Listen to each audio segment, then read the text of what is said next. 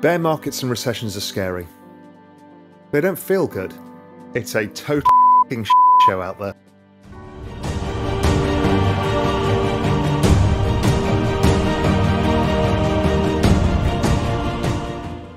We've got, it's just liquidation of everything.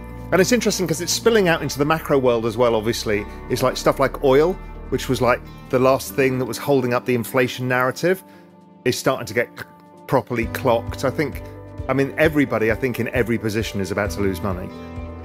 We've had this really complicated macro situation where we had supply chain shocks, which was people can get factories and ships sorted out because people were still in lockdown with COVID. There was a massive backlog of orders, and this filtered through, and that raised prices because everyone, if there's a shortage of goods, if you pay more, you get the goods, right? So that puts prices up. Then we start to see issues in the commodity sector that have underinvested. So everybody comes online again, everybody wants oil, gas, everything else. So commodity prices start exploding. Then we add on a Russia-Ukraine war and the penalties on Russia, and that takes a bunch of commodities out of the market. So now we're in this perfect storm of prices rising.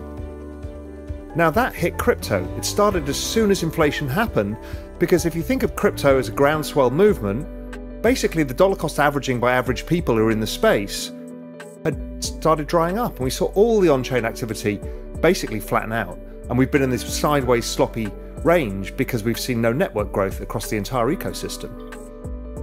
Within crypto, we'll talk about that later, but so that slowed down there, but we still had the kind of after effects of stimulus, people coming online, so economies were growing, but it now looks like all the forward-looking indicators are starting to roll over and start to show recession because you've basically given everybody a income haircut.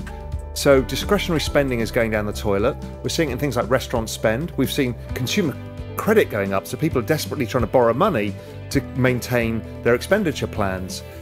So we've completely turned the economy from, oh great, we're coming out of recession from the pandemic, to, oh my God, we're going straight back into recession. The market's tightened before the Fed even got round to doing it. The market did its job, and it stopped economic growth dead in its tracks. Europe's already in recession. China looks like it's in recession and is in lockdown again. To complicate the picture, we don't know what that means for supply chains. So we might have these, I think inflation falls, and I think the Fed pivot soon. It's like 2018. But 2018, the S&P was down 22%. It's only down about 15, 16 now. So I think there's more pain to come before the Fed suddenly realize that growth's gone. And the bond market will tell us that first. It always does. Yields will start falling, and that will be probably the signal, as we had in 2018, crypto stabilizes, the growth end of equity starts stabilizing because they realize that some stimulus is coming. So I think we're going to see stimulus coming faster than people expect in certain parts of the economy. In Europe, they're doing it for corporations who've got high energy prices, and they're doing it to households. Japan's doing it to households as well. So it's coming. So there's a lot. There's this transition from inflation to demand destruction to stimulus. That cycle is in play. It depends what your pain tolerance is. So, I put money into the ecosystem and just said, well, I'm just not really going to look at my P&L because I want to be in it for a longer haul.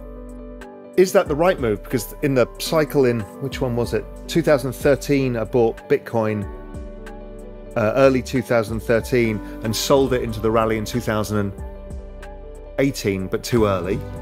And then I didn't get back in until the lows. That worked too. So you don't have to hold on. So if your pain tolerance is, I could do something else with this money or just keep it in stables, do that too. That's okay. Bear markets and recessions are scary. They don't feel good. You come in every day unless you're short, and I used to always trade these from the short side, so I loved these, but now I'm kind of looking at it from the other way around, and they don't feel as good, and I prefer the bull market. But this is how the world always plays out. Is there a structural change in the economy that means things don't recover? But generally speaking, I think that central banks and their magic bullet drives up asset prices over time. So if you remember that, just make sure you own some of those magic bullets when they come, and that is owning some of these assets. So it shouldn't be scary. If you've got any cash, then you can buy more at great prices. If you haven't, then you need to make a decision, is how secure is your income? That's the key to everything. Income is everything, assets are nothing. Is your income secure? If your income's secure, you just ride it out. If your income's not secure, then liquidate your assets and give yourself some cash. You know, because the markets seek these pain points. You know, they always take the path of pain. And it's when everybody's max bearish and fearful of everything as the market screams higher and nobody believes it. You know, this is just how psychology works. So I don't know whether we're there yet, but we're in the end phases. You know, I kind of feel like ETH probably gets back down to 2,000. But, you know, all well and done. You know, if we stand back from the drama of the markets, ETH and Bitcoin put in their low. Well, Bitcoin might make a new low, but ETH put in its low. When was it? June? July? Last year? And we've thrown 8.5% inflation, an oncoming recession. We've thrown all sorts of stuff in the market, didn't make a new low. So it's this sloppy sideways range. The internal ETH economy has been pretty good, as we know from NFTs and other stuff. DeFi's been a bit quiet, but NFTs have, you know, been active. So the ETH economy itself's been good, but the ETH economy has not been growing. No new participants have come in. But I think we're close to the final liquidation. In the technical indicators I've got, I think we've got another month to go, however, and it can get ugly. I look at the chart of Ethereum and I'm like, you know, this could be a head and shoulders top, in which case we go significantly lower. You know, we go back down to 1,500. Who knows? So Bitcoin and ETH seem very similar these days in that kind of volatility structure. But, you know, Solana, Terra, all of this needs to be proven out. So it looks that Ethereum is over fair value because of the burning, which is a different source of demand that doesn't appear in the Metcalfe's law kind of models. I think that's interesting, and that has been why Ethereum has done very differently. Now, we go back to earlier, what I said is, when I look at my analysis, Ethereum is going nowhere. We've got no new participants, and Bitcoin's going nowhere. But Ethereum has had luck because it's had NFTs, and they've burnt a shit ton of tokens. And that's been because Ethereum ecosystem is vibrant within it. It's just not growing, i.e. people are not coming into it. I haven't done anything. I've not sold a single thing, not done anything. I've started to average in on the really growthy tech stocks for the reasons we talked about.